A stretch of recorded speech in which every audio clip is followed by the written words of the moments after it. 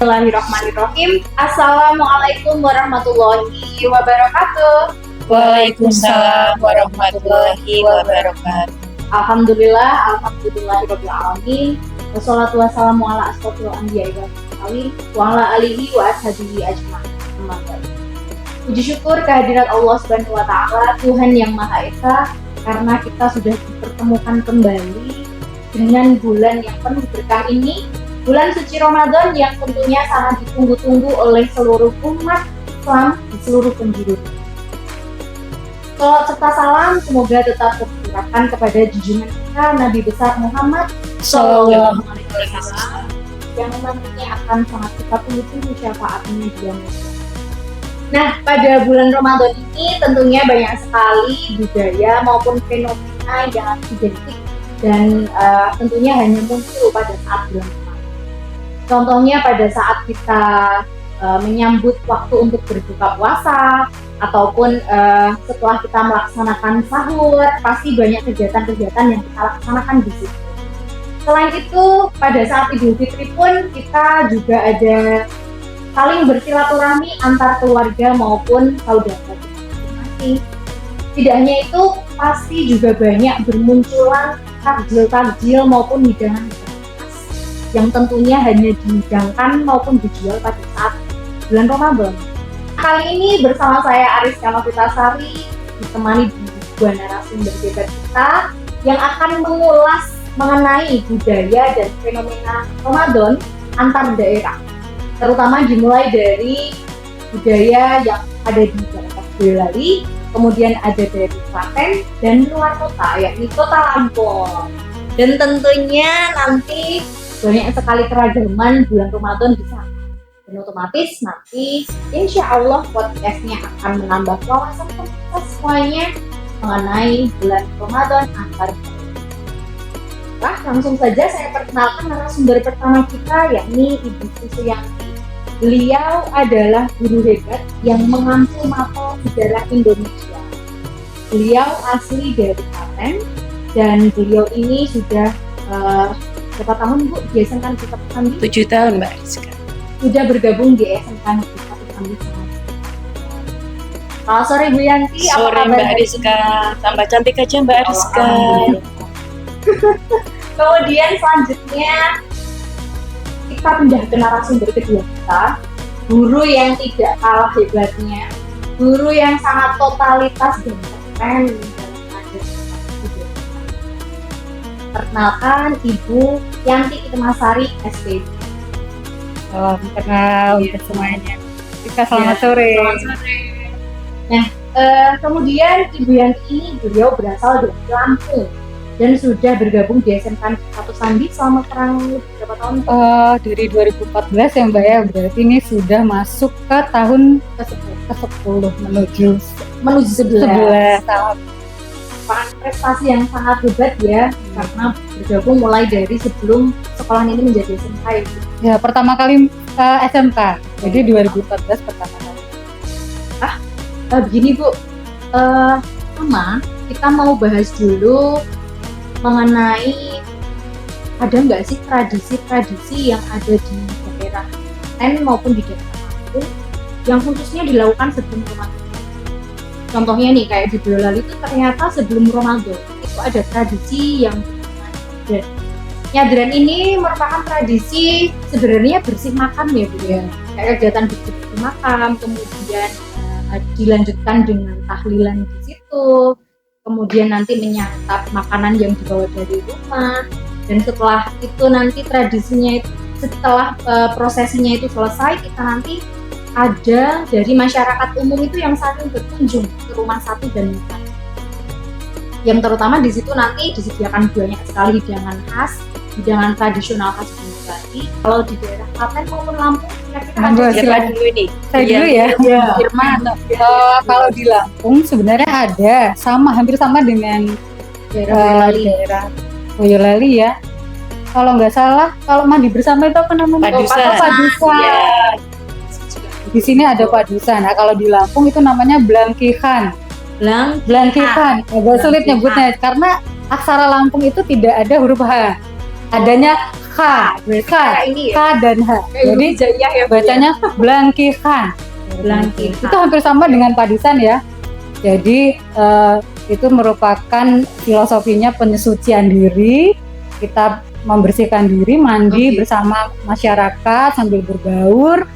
Bisa di kolam mungkin atau di sungai, atau memang kalau Lampung itu merupakan daerah pesisir ya. Jadi masyarakat Lampung itu banyak itu di pantai. Wah, jadi asik ya Bu ya. Nah, setelah itu makan bersama Menarik sekali ya ternyata Iya. di daerah sana, apalagi padusannya di pantai. Wah, di pantai. Nah, kalau di sini kan kita jauh ya, jauh dari pantai. Sehingga ya mungkin hanya Di sumber mata air ya. itu kelebihan dari Kabupaten Boyolali yang sangat banyak sekali sumber mata air ya. Alhamdulillah. Masya Allah. Bagaimana kalau di daerah Kalau di Klaten sebenarnya hampir sama dengan di Boyolali Mbak. Cuma di Klaten itu ada semacam upacara Mbak. Jadi kayak ada kirap gitu. Jadi sebelum budaya? iya kirap kalau padusan itu ada kirap kendi. Jadi iya, jadi kendi itu nanti diisi dari beberapa mata air. Nanti terus dikirap. dikirap mengelilingi Diikuti oleh penduduk di Masyarakat, sekitar ya. itu. Jadi kita kan biasanya dicokro Mbak, di Umbul Iya. Omat situ. Nah, itu di situ ada beberapa kendi yang isinya itu ambil dari mata air yang ada di sekitar situ. Kemudian diiringi penduduk dibawa ke Dikirap, Umbul ya. Cokro itu. Nah, tadi kan kita sudah membahas tradisi sebelum menyambut bulan Ramadan. Nah, sekarang kita bahas nih, pas waktu bulan Ramadannya langsung. Kira-kira kalau di daerah Klaten sama di Lampung, itu ada tidak sih Ramadan culture-nya? Misal kalau di kita itu, kita kenal istilahnya itu ngabuburit ya Bu ya? Iya. Dan itu kalau di Boyolali banyak sekali spot-spot baru yang digunakan oleh banyak sekali masyarakat sekitar untuk menunggu waktu berbuka puasa sambil beli jajanan-jajanan atau makanan dan takjil khas Ramadan. Nah, kalau di Boyolali itu mungkin Bu Yanti sama Bu Tikna tahu di alun-alun Pengging itu. Oh iya. Di alun-alun Pengging itu karena itu merupakan alun-alun yang baru saja selesai dibangun. Di situ banyak sekali dijajakan makanan dan hidangan khas Boyolali tentunya yang sangat unik. Selain itu ada juga di Jalan Merbabu. Itu banyak sekali masyarakat yang berkumpul di sana untuk menyambut waktu berbuka puasa. Kalau di Lampung bisa visualisasikan Bu, apakah mereka juga melakukan itu atau tidak? Iya, terima kasih. Jadi kalau di Lampung itu tradisi selama Ramadan ini dari habis sahur dulu ya. Kalau tadi kan Mbak Rizka tanya tentang ngabuburit. Saya ingin cerita sedikit tentang kebiasaan masyarakat di Lampung, khususnya di Bandar Lampung, karena kebetulan saya domisilinya di Bandar Lampung. Itu kebiasaannya setelah sahur itu ada istilahnya maraton. Padahal kalau maraton itu sendiri kan sebenarnya lari ya. Nah, tapi di sana itu kalau pagi setelah sahur, kemudian sholat subuh, setelah itu tadarus, para tetangga muda-mudi, anak-anak, baik orang tua itu saling memanggil. Saling memanggil untuk supaya keluar rumah, dan kita itu maraton istilahnya gitu. Padahal maraton tuh jadi jalan Mungkin kayak jalan pagi gitu ya. menuju satu spot tertentu. Nah, kalau kebetulan saya di Bandar Lampung itu di stadion. Jadi kita ke stadion kemudian lari, berolahraga. Jadi positif sekali gitu. Dan kalau saya ingat puasa dulu itu kayaknya kok nggak ada capeknya ya. Iya, betul. Padahal kalau sekarang itu baru jam 10, jam 11 gitu aja kita udah lemes gitu ya. Padahal kalau saya ingat dulu itu bisa kuat lari terus sambil berolahraga. Mungkin ini Bu, karena bukan vibes-nya yang berbeda, tapi karena kita tambah tua. Faktor itu ya Mbak ya. Faktor itu tadi ya. Nah, itu kalau setelah sahur ya. Kemudian pada saat dari pagi sampai sore aktivitas biasa, kemudian mulai jam 4:30 itu ya sama mungkin seperti di Boyolali ya. Jadi para muda-mudi terutama itu ya ngabuburit, biasanya motoran, kemudian ke pantai karena memang nggak jauh dari pantai itu sambil menikmati sunset. Ya Rasa itu. sampai sini loh Bu itu. Iya. Iya. Terasa bisa dibayangkan ya. Ya, bagaimana kalau di Klaten? Apakah sama? Sebenarnya kalau di Klaten hampir sama sih, cuma view-nya yang berbeda Mbak. Iya. Kalau di Klaten itu biasanya kan anak-anak muda itu ngabuburitnya di Rawojombor Mbak. Iya di Rawojombor itu. Di situ kan kita juga sama sebenarnya lihat sunsetnya di situ. Terus kita sambil menikmati pedagang kecil yang ada di sekitar situ. Misalnya kita pesen mie ayam dulu atau apa gitu. Nah sambil menunggu waktu berbuka. Berarti itu tempatnya juga indah. Iya Nah, Mbak. tambah lagi dengan mungkin harganya juga lebih terjangkau ya. Iya Bu? lebih murah. Iya. Betul banget Bu. Tambah wawasan. Ya. Lalu bagaimana Bu? Misal kalau makanan khas ketika pada saat Idul Fitri maupun Ramadan itu kalau di daerah Boyolali pasti Bu Yanti juga sudah tahu ya. Bedanya apa sih Bu? Kalau yang di Boyolali sama Lampung itu ada nggak makanan yang benar-benar satu spesifik hanya ada ketika waktu Lebaran? Itu ada nggak? Ada hidangan khasnya itu namanya segubal. Jadi Apa segubal itu makanan yang terbuat dari ketan, kemudian dibungkus dengan daun pisang, per saf-saf, kemudian ada yang dibakar, ada yang dikukus. Oh itu Gitu. berarti yang dimasak itu bentuknya cair dulu. Ketan, jadi Oh, tepung ketan. ketan, Oh, tepung beras ketan. beras Beras ketan Kayak kupat gitu kalau di dengan sini mungkin ya. santan, kemudian dimasukkan ke dalam daun pisang. Gitu. Ya, ukurannya uangnya- kurang lebih iya. segini ya. Kemudian nanti cara makannya dengan tape ketan.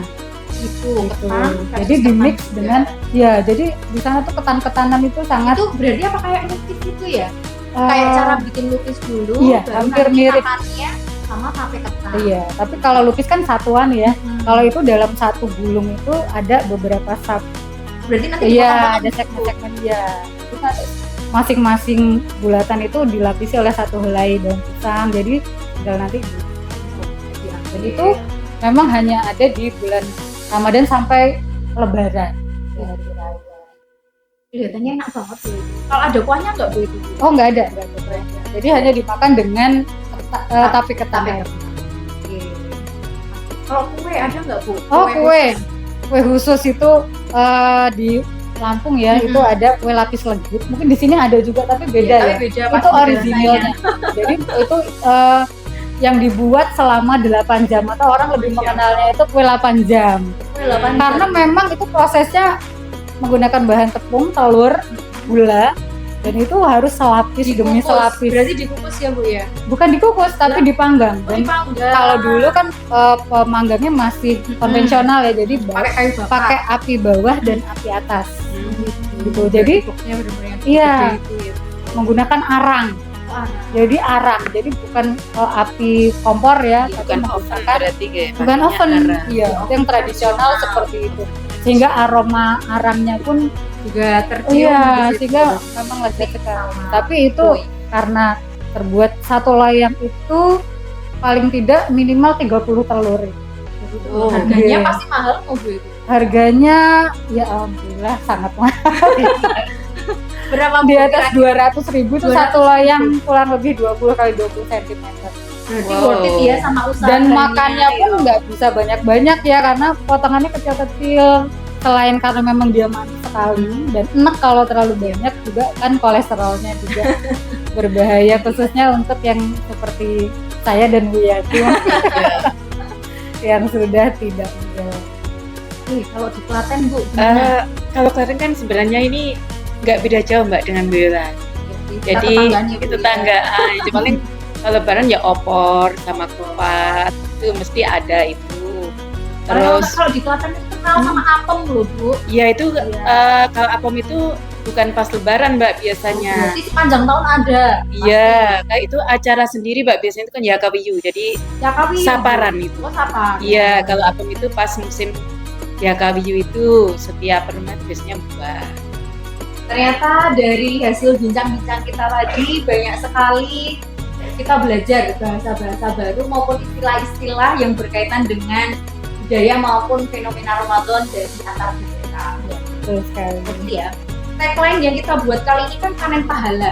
Ternyata dari tagline itu dari pihak sekolah pun juga mengharapkan dan membuat beberapa rangkaian kegiatan yang nantinya itu diharapkan agar seluruh siswa dan seluruh sivitas dari SMK Negeri 1 Sambi itu diharapkan dapat memanen pahala secara maksimal.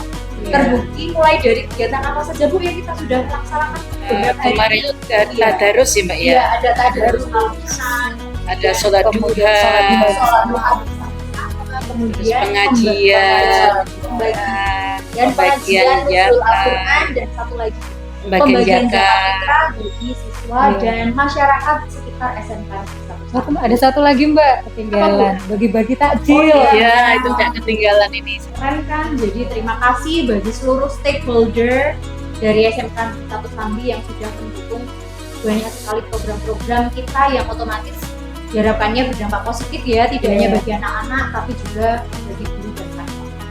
Baiklah, demikian podcast kita kali ini. Semoga dengan adanya podcast Ramadan with Katusa ini kita dapat berhasanah terutama dalam mengenal budaya maupun fenomena bulan Ramadan antar daerah. Akhirnya saya Ariska Novitasari selaku pembawa acara pada podcast Ramadan with Katusa kali ini mohon undur diri. Kemudian Saya Yanti Irmasari, dan Saya Sri Suyanti. ucapkan Ramadan with Katusa saatnya panen pahala. Terima kasih. Wassalamualaikum warahmatullahi wabarakatuh. Sampai Waalaikumsalam jumpa pada kesempatan warahmatullahi wabarakatuh. selanjutnya.